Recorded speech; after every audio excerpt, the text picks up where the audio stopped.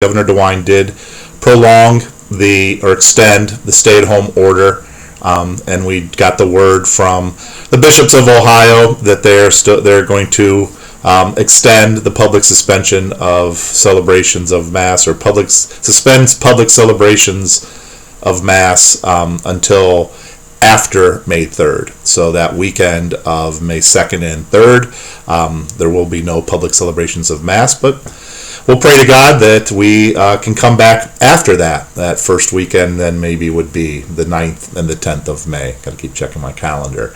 Hopefully this gives us a little bit of light at the end of the tunnel. That I think, I thought for sure, I don't know what everybody else was thinking, but I know when he had the stay-at-home order that was supposed to expire on Monday, the 6th, I knew as things continued to unfold that probably wasn't realistic, that it would be extended. And after the president talked about 30 days to flatten the curve, it does seem that's the reality that we're in. But I think if we all do our best, and as weird as it is to say, stay home and stay away from each other for the rest of this month, then hopefully we can start to ease back into a little bit of our normal routine.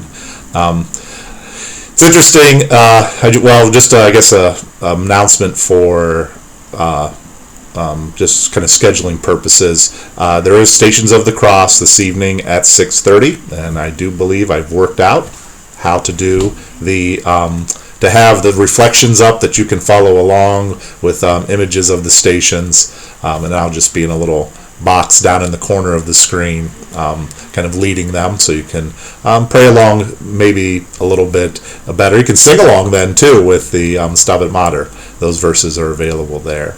Also too, Mass would be live streamed on Facebook Live and on YouTube Sunday morning at 8:30.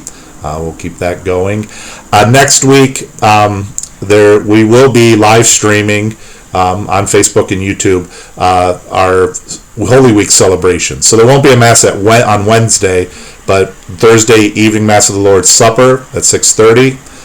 The Good Friday commemoration of the Passion of the Lord at 1 o'clock. And then the Easter Vigil at 8:30. It'll be obviously a little more stripped down than normal. And then Easter Sunday Mass would be at 8:30. So those are just some upcoming events. Also, too, we'll put some information, hopefully, up on the Facebook page, our website, about the crosswalk that normally the churches of the Point Shoreland area get together to do that each year. Obviously, with the public walk, but we're going to do a virtual one. And I think probably the easiest place to access this will be on YouTube, but that information will be available. We're working on all the logistics and the technology that we can utilize, so that really kind of each pastor will be at their church, or will be at each of the stops along the way to do those reflections. We won't actually have anybody walking, but just like everything else, we're going to have to do it in a virtual way this year.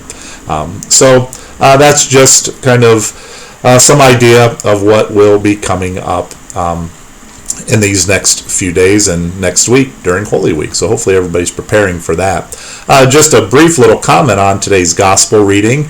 If you get a chance to look at that, we're still in John's Gospel.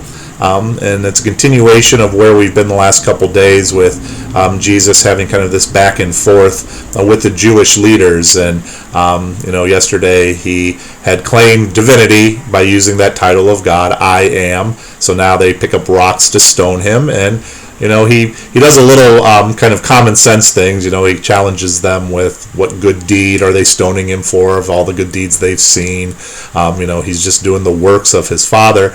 But at the end, we get another instance where he is, they want to arrest him then, but no, it's not his time. So he eludes them, or that doesn't happen. And it is a reminder that no matter what our best laid plans might be, that sometimes God's plans are the ones that are going to take place, and they may seem even elusive at this time. So Jesus, knowing that It wasn't the time yet for him to offer himself for us, to undergo his passion, death, and ultimately resurrection for our salvation, to deliver us from our sins. It wasn't the time for that yet. So as much as human power wanted that to happen, divine power wasn't going to let it happen. So it gives us a reminder that we want to put our lives at service to God and be reminded that God's God, we're not, and we have to accept that at times. So I hope everyone has a very wonderful Friday,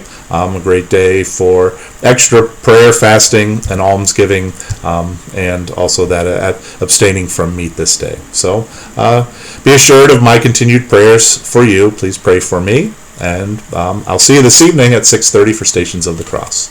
God bless you. Have a great day.